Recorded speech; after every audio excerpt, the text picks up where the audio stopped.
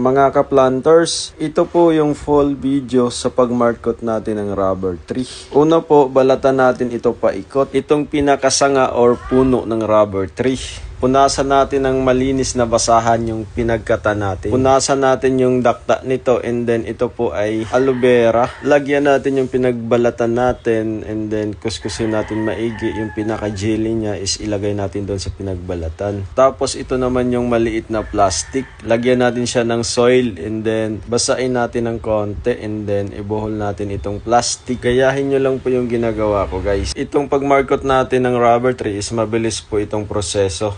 Sigurado akong sure na mabubuhay at magiging success yung ginawa natin, guys. Hiwaan naman natin itong plastic sa bandang gitna and then yung pinagbalatan natin ng sanga, dito natin iipit dyan sa pinaghiwaan natin sa plastic. Sundin nyo lang po yung ginagawa natin, guys, para mas mabilis mabuhay ang inyong rubber tree. Pagkaipit natin sa plastic sa sanga, talian naman natin ito ng mahigpit. Kailangan po hindi magagalaw yung plastic, guys. Ganyan po dapat sa pagtali. Kailangan mahigpit po talaga dahil dyan po kasi tutubo yung mga ugat nitong rubber tree sa plastic na may soil. At alam nyo po ba, 16 days to 30 days magkakaroon na po ito ng ugat. Itong na-markot natin. Okay, tapos na po tayo mag-markot, guys. Ito na po yung itsura niya. Antayin na lang po natin ito kung tutubuan ng ugat and then kapag may nasilip na kayong ugat, tulad nitong isang na-markot ko, ito po ay 20 days na po and then may nasilip na po akong ugat na maliit and then pwede na po natin ito itanim.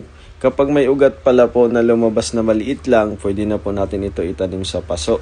Sigurado na po tayo na ito ay mabubuhay. Sa pagtanggal naman po ng plastic, itong nakabalot sa sanga, kailangan po dahan-dahan tayo. Ingatan lang po natin na yung mga ugat nito is hindi mapuputol. Ayan, guys, kung nakikita nyo may mga ugat na siya. Tapos pwede na natin itanim kahit saan natin gusto. Paalala lang po pala, guys, kapag katatanim lang tulad nito, ilagay muna natin ito sa malilim na lugar hanggang 2 weeks. Pagdating ng 2 weeks, yung mga dahon nito is tayong-tayo na, is masigla na po. Ibig sabihin nito, pwede na po natin ito paarawan. Itanim ko na po siya. Pagkatanim natin ito, guys, kailangan diligan po natin siya. Huwag naman po yung sobrang dilig na basang-basa. Kailangan alalay lang po tayo sa pagdilig. Okay, natapos na po tayo sa pag-markot at sa pagtanim nito. Kung nagustuhan nyo po yung video natin, pa-share naman po. Maraming salamat. Bye-bye po.